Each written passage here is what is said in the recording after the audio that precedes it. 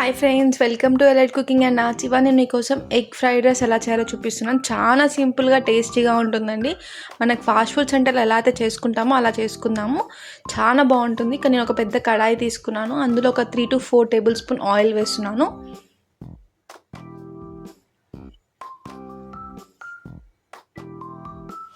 నేను ఇక్కడ 4 ఎగ్స్ తీసుకొని అది బాగా బీట్ చేస్తున్నాను. ఎగ్స్ని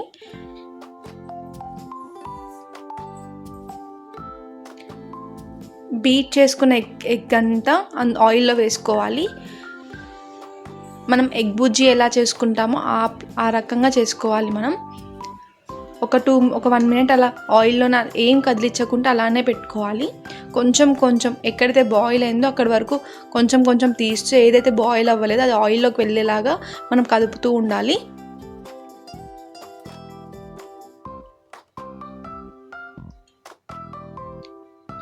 ఇప్పుడు నేను మొత్తం ఒకసారి కలుపుకుంటున్నాను. ఎగ్ని ఉడికిందండి కాబట్టి నేను మొత్తం ఒకసారి కలుపుకుంటున్నాను. ఇంకొంచెం ఫ్రై అయ్యేలా చూసుకుందాము. కొంచెం ఫ్రై అయితే మనకి ఎగ్ స్మెల్ అనేది రాకుండా ఉంటుంది కాబట్టి ఇంకొంచెం ఫ్రై చేసుకున్నాను. ఇప్పుడు నేను ఇక్కడ పెద్దగా చాప్ చేసి పెట్టుకున్న ఆనియన్ అండి ఒకటే తీసుకున్నాను. ఆ ఆనియన్ని వేస్తున్నాను.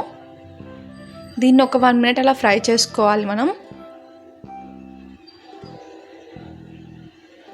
ఇక్కడ నేను గ్రీన్ చిల్లీ తీసుకున్నానండి. నేను ఇక్కడ రెడ్ చిల్లీ వేయట్లేదు ఇందులో, కాబట్టి నేను గ్రీన్ చిల్లీ చిన్నగా చాప్ చేసి పెట్టుకున్నాను.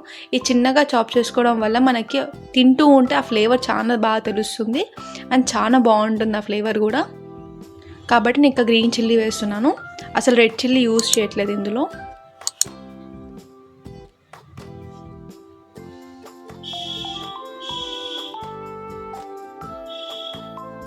నేను ఇక్కడ చిన్నగా చాప్ చేసుకున్న క్యారెట్ అండి. నేను ఇక్కడ 2 carrots తీసుకున్నాను. ఇక్కడ నేను ఏది ఎక్కువ బాయిల్ చేయట్లేదు, నార్మల్గా బాయిల్ ఉడకబెడుతున్నాను, ఫ్రై చేస్తున్నాను అంతే. ఇక గ్రీన్ బీన్స్ కూడా తీసుకున్నాను. ఇక్కడ ఒక 1/4 kilo అలా తీసుకున్నాను. అవన్నీ చిన్నగా చాప్ చేసి పెట్టుకొని అవి కూడా వేసాను. ఇవన్నీ లైట్గా ఫ్రై చేసుకోవాలి, ఎక్కువ ఓవర్ కుక్ చేయొద్దు ఏది. ఎందుకంటే ఫ్రైడ్ రైస్ కదండి, మనకి ఇక్కడ వెజిటేబుల్స్ తగులుతూ ఉంటే చాలా టేస్ట్ వస్తుంది. నీకు అల్లం వెల్లుల్లి పేస్ట్ వేసాను, ఒక 1 టేబుల్ స్పూన్ వేసాను. ఒకసారి మళ్ళీ మొత్తం కలుపుకోవాలి. మొత్తం కలుపుకున్నాక నేను ఇక్కడ కొరియండర్ పౌడర్ వేస్తున్నాను. నేను ఇక్కడ ఇంట్లోనే చేసి పెట్టుకున్న కొరియండర్ పౌడర్ అండి. ధనియాలు జీలకర్ర ఫ్రై చేసుకొని మిక్సీకి వేసుకున్న పౌడర్ అండి, అది వేస్తున్నాను. అండ్ మిరియాల పౌడర్ అండి, అది కూడా ఒక 1 టేబుల్ స్పూన్ వేసుకోండి. ఇప్పుడు దీన్ని మొత్తం కలుపుకుందాము. మనకి రెడ్ చిల్లీ పౌడర్ లేకపోయినా కానీ పెప్పర్ ఇవి వేసుకోవడం వల్ల మంచి కారం కూడా తగులుతుందండి, చాలా బాగుంటుంది ఇలా కూడా. ఇప్పుడు నేను ఇక్కడ ముందుగా ఉడకబెట్టుకున్న అన్నాన్ని వేస్తున్నాను.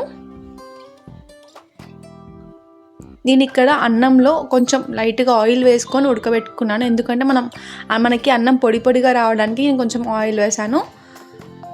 చూడండి ఫ్రెండ్స్, ఎంత పొడిగా వస్తుందో. మొత్తం అన్నాన్ని వేసేసుకోవాలి. కొంచెం వేస్తూ కలుపుకోవాలి.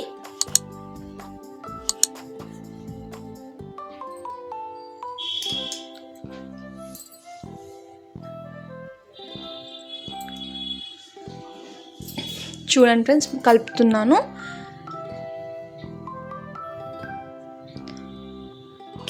కింది నుంచి బాగా కలుపుకోవాలి. మనకి ఫాస్ట్ ఫుడ్ స్టైల్లో రావాలి అంటే పక్కా మనం సోయా సాస్ అండ్ వినిగర్ వేసుకోవాల్సిందే. అది వేసుకుంటేనే మనకు ఫాస్ట్ ఫుడ్ స్టైల్లో టేస్ట్ వస్తుంది. అది స్కిప్ చేసుకున్న చాలా బాగుంటుందండి టేస్ట్ కూడా. మీరు ఇది 2 రకాలుగా ట్రై చేయండి, చాలా బాగుంటుంది. నేనైతే ఇక్కడ యూజ్ చేశాను. నేను ఓన్లీ 1 స్పూనే యూజ్ చేశాను, అది వినిగర్ అండ్ సోయా సాస్. నేను ఎక్కువ యూజ్ చేయదలుచుకోలేదు కాబట్టి కొంచెమే యూజ్ చేశాను. ఇది మొత్తం ఒకసారి కలుపుకోవాలి.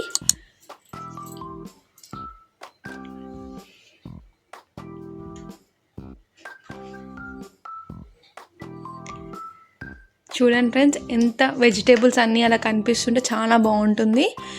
అండ్ కొంత తగినంత ఉప్పు వేసుకుంటున్నాను.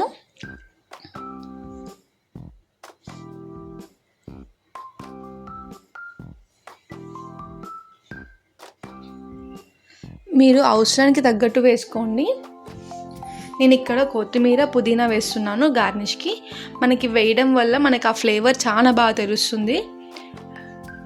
ఏ రెసిపీకైనా మనకి ఇవి కొత్తిమీర పుదీనా వేయడం వల్లనే దాని టేస్ట్ ఇంకా బాగా పెరుగుతుంది. కాబట్టి నేను అవి వేసుకున్నాను. అంతే ఫ్రెండ్స్, చాలా టేస్టీగా street style food fast food సెంటర్లో ఎలా అయితే చేస్తామో అలా ఎగ్ ఫ్రైడ్ రైస్ రెడీ అండి. చూడండి ఫ్రెండ్స్, పిల్లలు కూడా చాలా ఇష్టంగా తింటారు, చాలా బాగుంటుంది. మీకు ఈ వీడియో నచ్చినట్టయితే like, share, subscribe to our channel. మీరు ఒకవేళ ట్రై చేసి ఉంటే ఈ వీడియోని కామెంట్ రూపంలో చెప్పండి.